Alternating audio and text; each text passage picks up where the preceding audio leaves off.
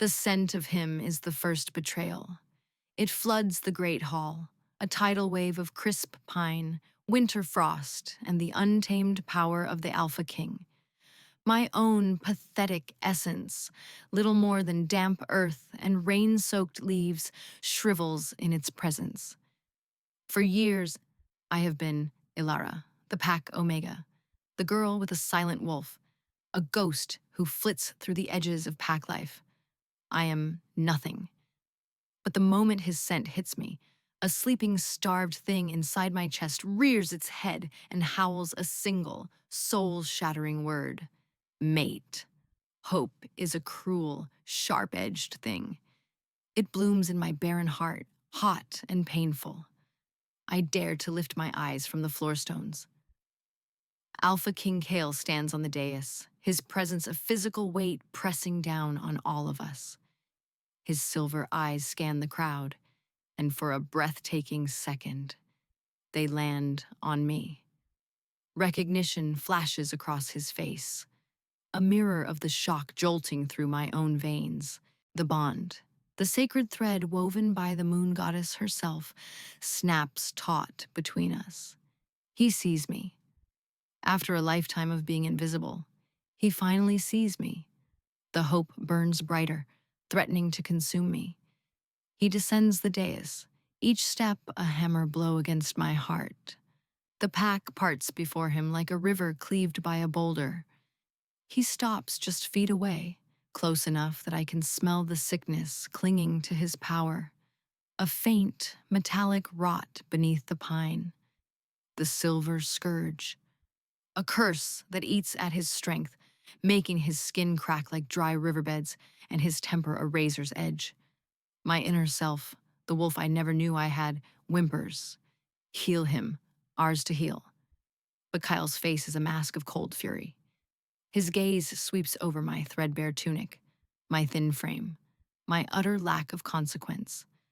Disgust curls his lip. This is not the powerful Luna he needs to fight his curse. This is a flaw in the goddess's plan, a mistake. You, he says, his voice a low growl that vibrates in my bones. The word is not an acknowledgement. It is an accusation. He gestures, and two of his royal guards seize my arms. Panic, cold and slick, floods my system. He cannot. The bond is sacred. He would not dare. The goddess has erred, Kyle announces to the silent, watching pack. His voice rings with chilling finality. She gifts me a wolfless Omega as a mate, a weakness I will not tolerate. He rips the sleeve of my tunic, baring my shoulder to the cold air. From the brazier, one of his guards pulls a glowing iron brand, its heat scorching the air. It is the mark of the Omelon, the Packless, the slaves. It is a mark of ultimate shame, a severing from all kinship. I, Alpha King Kyle, reject this bond, he declares, his voice booming. I mark this female as a broken thing, cast out from all packs, owned by none, protected by none. The hot iron presses against my skin. The world dissolves into a symphony of agony. The stench of my own burning flesh fills my nostrils, eclipsing even his scent of pine and frost. A scream tears from my throat, raw and animalistic. Through the haze of pain, I see his face. There is no remorse, only the cold, hard certainty of a king making a necessary sacrifice. The brand is not just on my skin, it is seared onto my soul. He did not just reject me, he erased me. They throw me out of the territory that night, a piece of trash discarded. The pain in my shoulder is a raging fire, but it is nothing compared to the icy void where the bond used to be. It is a phantom limb, an eternal ache of what was meant to be. For weeks, I wander the deep woods, surviving on roots and berries, my brand a constant throbbing reminder of my worthlessness. I am at my lowest, a ghost haunted by the scent of pine and the memory of a king's cruelty. One night, huddled beneath a rocky overhang, as freezing rain lashes down, I decide to let the cold take me. It is easier than living with this gaping wound inside me. As the blackness beckons, a strange warmth blooms from the brand on my shoulder. It is not the heat of infection, but something clean and silver, like captured moonlight. A whisper echoes in my mind, not from my dormant wolf, but from something deeper, older. The mark does not sever. It focuses, power, green and wild and ancient, trickles through my veins. I push myself up, my hands brushing against a patch of silver moss. As I touch it, the moss glows with a faint luminescence, and a wave of knowledge floods my mind. Its properties, its uses, its connection to the moon. The brand, Kale's symbol of my weakness, has unlocked the one thing that makes me strong. I am not a wolfless omega. I am a moon-touched healer, a bloodline thought lost to time. And in that moment, shivering and alone, I make a different choice. I choose to live. 3 years later, the woman who was once Ilara is gone. I am now the Witch of the Whispering Woods, a name spoken in hushed tones by those who seek my aid. My power has grown, nurtured by the forest and the moon. The brand on my shoulder is no longer a scar of shame. It is the center of a swirling tattoo of silver vines and blooming nightshade that I have inked into my own skin. My scent is no longer of meek submission, but of night-blooming jasmine, damp earth, and the sharp, clean power of silver moss. I have built a life from the ashes of my rejection, a fortress of solitude and strength. One evening, a different scent cuts through the familiar fragrances of my forest home. Not Kyle's pine and frost, but something gentler. Oak, warm earth, and steadfast loyalty. A large brown wolf pads into my clearing, his posture non-threatening. He shifts, revealing a man with kind eyes and a calm demeanor. "They call you the witch," he says, his voice steady.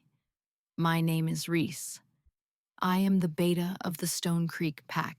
I have come seeking your help." He does not flinch from my gaze or the intricate markings on my skin. He looks at me with a respect I have never known from another shifter. Over the next few weeks, as I tend to the blighted herbs in his territory, Reese becomes a quiet presence in my life. He speaks of his pack, of community, of belonging. He represents a safety I had forgotten could exist. He looks at my brand not with pity or disgust, but with a quiet anger on my behalf. He sees the power in me, not the lack of a wolf. For the first time since my exile, the icy shell around my heart begins to thaw. My name is Kale, and I am dying. The silver scourge is no longer just on my skin. It is in my blood, in my bones. It has poisoned my wolf, turning him into a snarling beast of constant agony inside me. Fool, he growls day and night, an unending chorus of regret. You cast away our only cure. You broke our soul. He is right. The phantom ache of the broken bond is a torment worse than the physical curse. I cannot sleep. I cannot eat. Every female in the kingdom smells like ash and dust. My wolf wants only one scent, a scent I tried to burn from my memory. Rain-soaked leaves and damp earth. My pride demanded a strong mate, a warrior Luna. My fear of the curse's progression made me cruel. I thought breaking her would save me. Instead, it has damned me. Now a new threat gnaws at my borders. Shadow weavers, foul creatures of nightmare, are drawn to the decay of my curse. My pack weakens as I do. My warriors fight, but they are losing ground. My healers offer useless poultices and empty prayers. Desperation is a bitter pill to swallow. My scouts bring me a final, desperate rumor. A powerful healer, a witch, lives deep within the Whispering Woods, her magic potent enough to mend the land itself. I have no other choice. I ride out myself, my royal guard flanking me, to beg for a miracle from a stranger. The moment I step into her clearing, I know. The air is thick with a scent that is both alien and terrifyingly familiar. Night-blooming jasmine, wild and untamed, but beneath it, the unmistakable fragrance of my rejected mate. It is her. She stands by a bubbling cauldron, her back to me. She is no longer the scrawny, frightened girl I cast away. Her shoulders are straight, her presence radiating a quiet, dangerous power. She turns slowly, and her eyes, the same soft brown eyes that once looked at me with such hope, are now as cold and hard as obsidian. My wolf howls in my chest, a sound of pure anguish and longing. Mate, ours, we were wrong. Beg, plead, fix it. Her gaze drops to my hands where the silver cracks in my skin are visible. Then she looks at my face, her expression unreadable. Alpha King Kal, she says, her voice a silken whisper that holds no warmth. You are a long way from your throne. The scent of rot travels far. The bond, which I thought I had severed, ignites between us like a bolt of lightning. It is excruciating, a torrent of my agony and desperation crashing against her wall of cold fury and deep, abiding pain. I see the brand on her shoulder, now a beautiful, terrifying centerpiece of her power. The mark I gave her to signify her worthlessness is now the very source of her strength. The power dynamic has not just shifted, it has been completely inverted. I, the king, am now the beggar at her door, and she, the outcast, holds my life, my pack, my very soul in her hands. You, I choke out, the word tasting like ash. How? You cast me into the dark, your majesty, she replies, her voice dripping with ice. You just never considered that I might learn to see in it.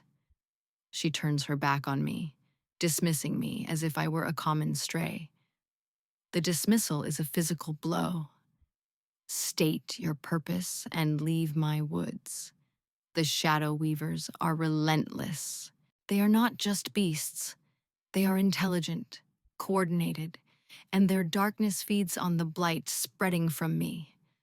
Ilara, I learn her name is Ilara, is the only one whose magic can create wards to hold them back.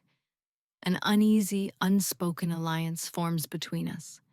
I need her. I hate that I need her, but my wolf sings with a desperate joy every moment I am near her. I find myself performing small, useless tasks. I chop wood for her fire. I stand guard over her small cottage while she sleeps, my wolf finding a sliver of peace for the first time in years. Protect. Ours to protect. One afternoon, the beta from Stone Creek, Reese, arrives. The scent of him, oak and earth, is all over her cottage, all over her. He brings her flowers. He smiles at her, a genuine warm smile that makes my teeth ache with the need to grind them to dust. He touches her arm, and I see her body soften, a reaction she never, ever has to me. A feral, possessive rage, so potent it makes me dizzy, claws its way up my throat. Mine. My wolf snarls, a sound of pure fury. She is not mine. I threw her away. I branded her and cast her out. I have no right. But the sight of another male touching her, looking at her with the respect I should have shown, is a new kind of torture. That night, I can bear it no longer. I find her by the creek, washing herbs under the light of the full moon. The rage has subsided, replaced by a chasm of self-loathing, so deep I feel I might fall into it and never find my way out. He is good to you, I say, my voice raw. She does not look at me. He is. He sees a person, not a tool or a weakness. The words are knives, and they twist in a wound I richly deserve. Alara, I begin, my throat tight. I was a fool. I was dying, afraid. I was taught that a king must be ruthless, that any perceived weakness must be carved out. I saw your lack of a wolf, and I panicked. It is no excuse. There is no excuse for what I did to you. I take a breath, the jasmine and silver moss scent of her filling my lungs. A beautiful poison. I am not asking for your forgiveness. I am not asking you to fix me. I am telling you that you are free. When this is over, if you wish to go with him, I will not stop you. If you wish to see me dead, I will offer you the blade myself. My life is forfeit to you. It has been since the moment I laid eyes on you. I drop to my knees before her on the damp earth, the ultimate act of submission for an alpha. I bow my head and bare my throat. The posture is an invitation, an apology, a surrender. Whatever you decide, I will accept it. My pack will accept it. My cruelty created your power. It is only fitting that my fate should be in your hands. I wait for her judgment, for the strike of a claw or the cold blade of her magic. Instead, there is only the sound of the creek and the pounding of my own wretched heart. After a long silence, Reese steps out from the trees. He saw it all. He looks at me on my knees, then at Alara's conflicted face. He walks to her side, his expression gentle but sad. "He is your mate, Alara," he says softly, his voice full of a resignation that breaks something in me. "His soul cries out for you. Mine, mine can only admire you. I want you to be happy. I will not stand in the way of the goddess's will, no matter how badly he failed it." He touches her cheek one last time, a feather-light caress, and then he turns and melts back into the woods, leaving me at her mercy. The final battle comes at dawn. The leader of the Shadow Weavers, a towering monstrosity of shifting darkness and gleaming teeth, breaks through Ilara's wards. It does not attack the warriors I have stationed around the clearing. It comes directly for me. It is drawn to the heart of the curse, to the rot in my soul. I fight, my claws and teeth meeting only insubstantial shadow. It throws me against a tree, and I feel my ribs crack. Pain explodes in my chest, but my only thought is of her. I scramble to my feet, placing myself between the creature and Alara. I will not let it touch her. I would rather die. "The curse is a lock," Alara says, her voice ringing with newfound certainty as she dodges a shadowy tendril. "It was placed on your bloodline generations ago to seal away a great power. The Weavers do not want to kill you. They want to use you as a key." She looks at me, her eyes blazing with silver light. All the coldness is gone, replaced by a fierce, desperate fire. And my blood, the blood of a moon-touched healer, is the only thing that can turn the key. But it requires the bond to be whole, to be accepted, willingly. The choice hangs in the air between us, more real than the monster trying to kill us. She can let me die, and the lock will remain. Or she can claim me, her tormentor, and unleash a power we cannot comprehend. My wolf is silent, waiting. He knows, as I do, that this is her decision. I have no say. I have earned no say. I meet her gaze, and in that moment, I show her everything. My regret, my pain, my adoration, my complete and utter surrender to her will. "I love you." I send across the fractured bond, the first honest words I have ever given her. "Even if you let me die, I love you." A tear traces a path down her cheek. "I know." she whispers. She closes the distance between us, ignoring the monster bearing down on her. She places her palm flat against my chest, right over my heart. The brand on her shoulder flares with a light so bright it is blinding. I, Ilara, accept this bond. I claim Kale as my mate. The world explodes. It is not pain, but pure, unadulterated power. The brand on her shoulder vanishes, the ugly scar of my making, replaced by the glowing silver crest of the Alpha Queen. The lock within me shatters. A wave of pure moonlight and shadow erupts from our joined bodies, a cleansing fire that incinerates the Shadow Weaver and its minions, turning them to dust on the wind. The silver scourge evaporates from my skin, leaving it whole and clean. The ache in my soul vanishes, replaced by the warm, steady thrum of our completed bond. My scent of pine and frost returns, pure and strong, and it mingles with her jasmine and silver moss, creating something new and breathtaking. We are no longer two broken halves, we are one. In the quiet aftermath, we stand in the center of the clearing, breathless. The sun rises, casting a golden glow over the forest. I look at her, my mate, my queen, my savior. The power she unlocked is now ours, a humming current beneath our skin. She is not the woman I rejected, and I am not the king who rejected her.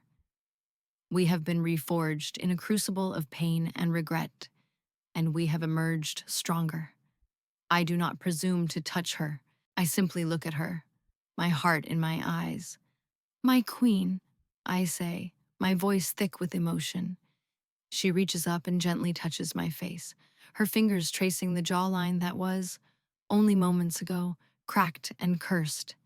My king, she replies, and there's a small, hesitant smile on her face. It is the most beautiful thing I have ever seen. The scars of our past are still there, etched into our souls, but they are no longer wounds. They are a map of the journey that brought us back to each other, a testament to a love that was broken, earned, and finally whole.